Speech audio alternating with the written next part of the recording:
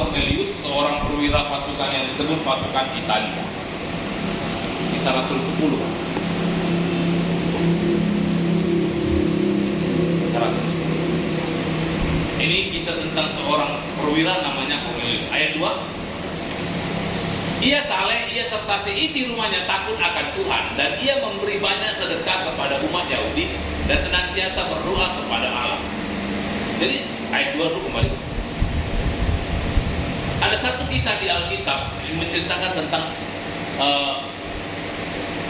Cornelius yang mempunyai sikap yang selalu satu rumahnya dia bimbing, dia ingatkan kepada keluarganya apa?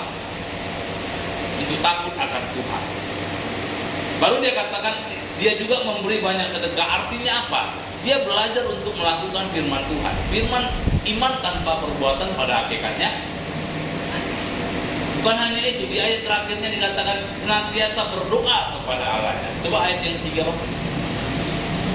Ayat yang ketiga. Dalam suatu penglihatan, kira-kira jam 3 petang, jelas tampak kepadanya seorang malaikat Allah masuk ke rumahnya dan berkata kepadanya, Cornelius. Ayat 4.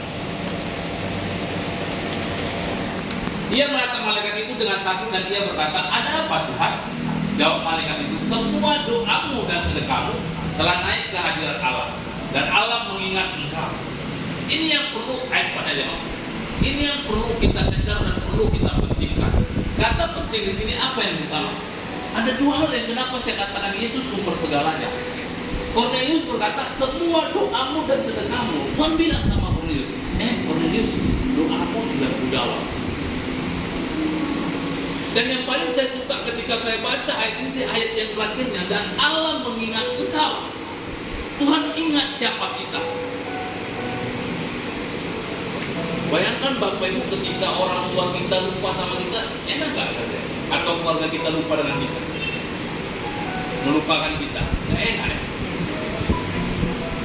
Manusia aja yang meninggalkan kita gak enak kan? Tapi di sini dikatakan Tuhan bilang, Tuhan jawab. Ada jawab malaikat itu, Tuhan ingat akan engkau. Ini yang terpenting itu. Kenapa saya berkatakan pilih? Kalau memang kamu ke sana, tapi saya bersyukur saya tetapkan hari ini hati saya tetap kepada Tuhan Yesus Kristus. Kenapa dikatakan? Karena Dia selalu mengingat saya. Bahkan di saat saya lemah, di saat saya gundah gulana, di saat saya bingung, di saat saya putus asa, di saat saya bahkan mau menyerah pun, satu-satunya yang mengingat saya cuma Yesus.